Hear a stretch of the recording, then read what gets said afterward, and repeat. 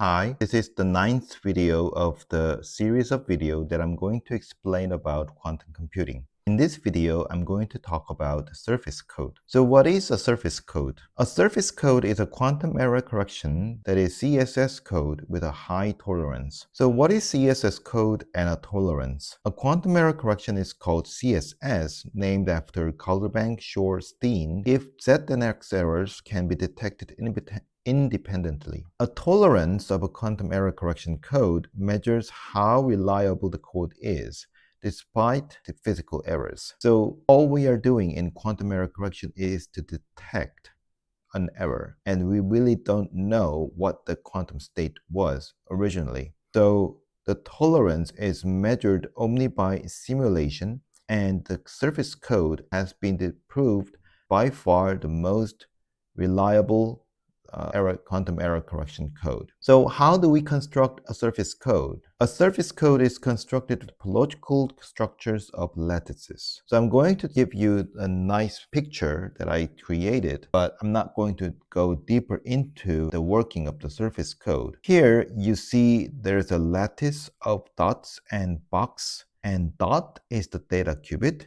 which I mentioned in the previous video when I talk about the syndrome measurement. And the box is the stabilizer qubit. It's kind of an ancilla qubit that you're going to measure it, whether the data qubit has changed its eigenstate. So here you can see the X stabilizer qubit, X box, and Z stabilizer qubit is laid out in a grid. You can detect whether data qubit nearby that box has changed its eigenstate or not. However, each box is connected to 2, 3, or 4 data qubit nearby, so it can detect the changes of eigenstate of those groups of data qubit nearby. So you have to trace down which data qubit is actually experienced a quantum error. This is not going to give you the exact answer to where the quantum error is occurred. There is a chance